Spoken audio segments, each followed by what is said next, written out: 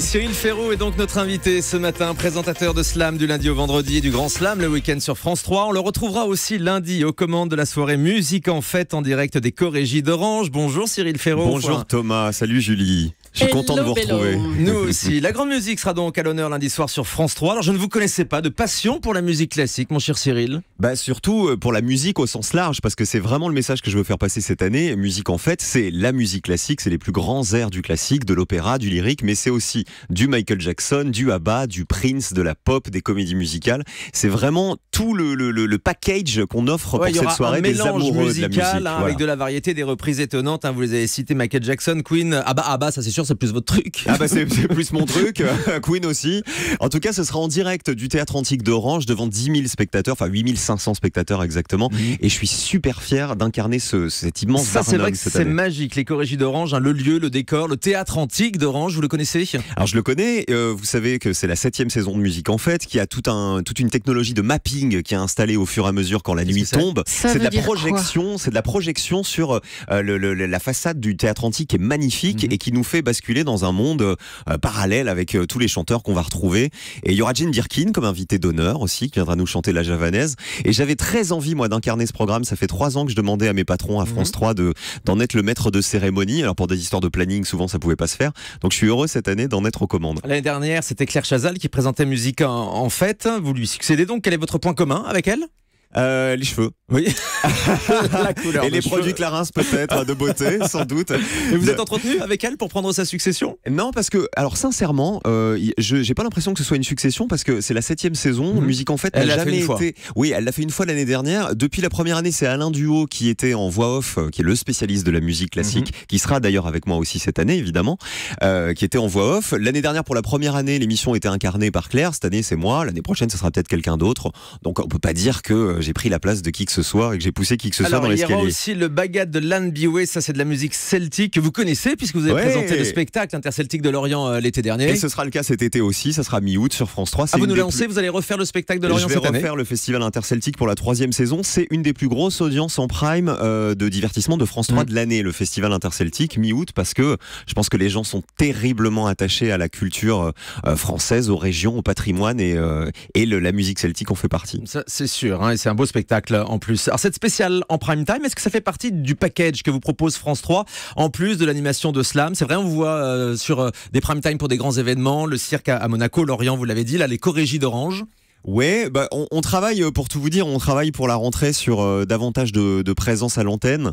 Ça passe notamment par des primes. On est en train de voir ce qu'on fait, comment, etc. Des primes sur des événements ou une émission plus régulière? Non, des émissions événementielles, en prime time notamment.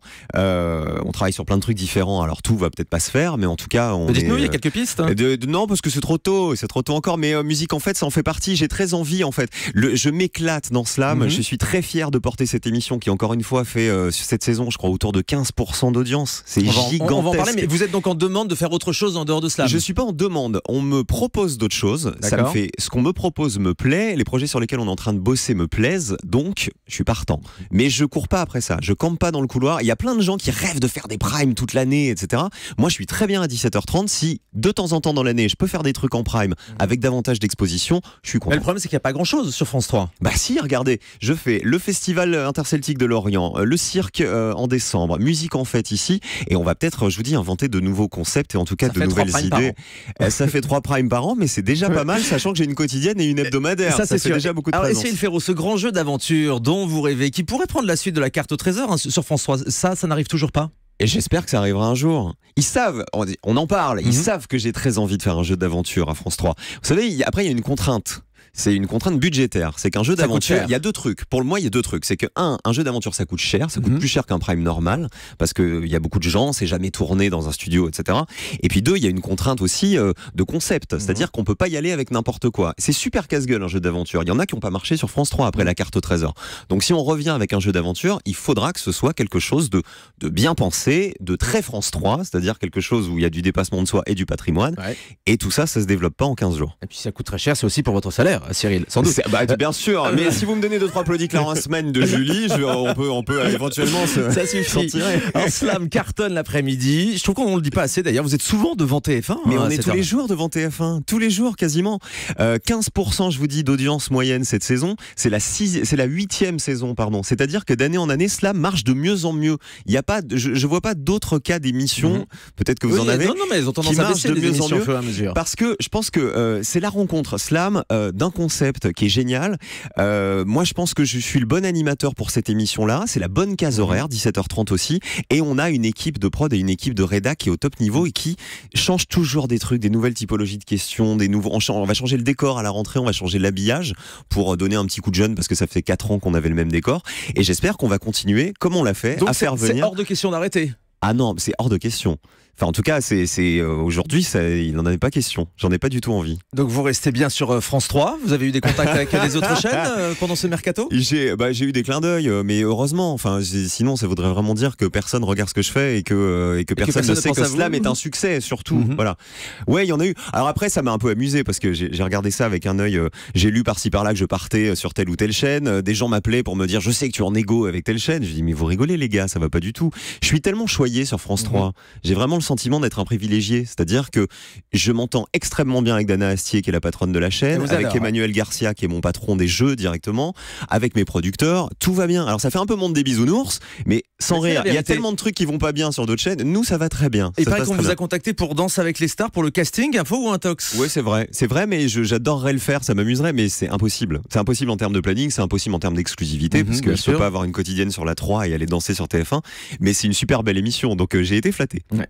Vous avez toujours beaucoup travaillé l'été, Cyril, comme moi. On avait l'habitude de vous voir sur le Tour de France, l'émission Village Départ avec votre ami Laurent Luyat. L'émission est annulée cette année. Est-ce que vous irez quand même sur le tour ? Je vais aller faire un petit tour pour aller voir mon frérot. Voilà. Et puis en plus, voilà, je suis très attaché au Tour de France parce que Village Départ, l'émission qu'on faisait l'année dernière, était la dernière émission comme ça en direct avec de la variété sur la place du village où les gens pouvaient apercevoir des gens de télé, des acteurs, des chanteurs, des réalisateurs. Donc voilà, je suis très déçu qu'elle se soit arrêtée. Elle s'est arrêtée d'ailleurs pas pour des questions d'audience, mais pour des questions de retransmission des étapes du Tour de France les en intégralité. Seront diffusées en intégralité sur la 3 et la 2. Et si on avait voulu continuer l'émission, il aurait fallu la faire à 9h30 du matin, ce qui avait aucun sens. Mais voilà, je vais suivre les aventures de mon Lolo qui sera à l'arrivée du Tour de France. Lui, il va faire le vélo club, donc à la place de Gérard Rolls. Alors le monde des bisounours à François, comme vous nous l'avez décrit, pourtant il y a votre jeu, personne n'y avait pensé, qui s'est arrêté au cours de l'année, alors que ça marchait plutôt bien. Pour mettre d'autres jeux à la place, vous aviez compris cette décision ? J'ai compris la décision de laboratoire test que Dana Astier voulait faire le week-end. J'étais évidemment pas heureux qu'on arrête un jeu qui fonctionnait, mais on l'a toujours quelque part dans un petit carton et on le ressortira peut-être, sans doute, et j'espère un jour. Oui, ça pourrait revenir. Bah, j'espère, parce que pour le coup, on a arrêté, on était à 12%, donc peut-être qu'un jour le jeu reviendra, en tout cas j'espère. Mais je fais partie d'un des jeux du week-end, puisque le dimanche c'est 8 chances de tout gagner qui a remplacé Personne n'y avait pensé. C'est vous qui êtes en régie. Et je suis directeur artistique sur ce jeu qui est produit par Effervescence, par l'équipe de Slam. Donc c'est la famille et je suis ravi de toucher à cette nouvelle corde à mon arc de production, de direction artistique et de coach entre guillemets pour. C'est-à-dire que vous auriez des envies de devenir producteur à part entière ? Clairement. D'ailleurs, pour tout vous dire sur les choses qui arrivent à la rentrée, j'ai bien envie d'avoir une part de direction artistique ou en tout cas d'avoir les mains dans le cambouis et de pas être que présentateur. Et pas que dans le domaine du jeu alors. Et pas forcément que dans le domaine du jeu, mais de toute façon le divertissement, vous voyez, Musique en Fête c'est du divertissement, l'Interceltique c'est du spectacle vivant, le cirque aussi. Ouais. Voilà, on reste quand même dans le domaine de la famille et du sourire, quoi. Et puis Cyril Ferraud, j'ai lu plusieurs interviews de vous en préparant cette émission où vous confiez votre envie de devenir papa. Est-ce que finalement ce serait pas ça votre plus beau projet ? Mais c'est mon plus beau projet, ça sera le plus beau. Et pour le coup, sincèrement, cette année, entre la quotidienne, l'hebdo à la télé, la quotidienne à la radio, puisque j'ai refait de la radio depuis le mois de septembre en quotidienne, plus la tournée Ashton que j'ai présentée, ça fait un planning et que je refais l'année prochaine, ça fait un planning qui est très très très chargé. Et si à un moment il faut lever le pied pour faire ce joli projet, je le ferai. Mais vous ne l'avez jamais fait, mais est-ce que vous souhaiteriez médiatiser votre vie privée ?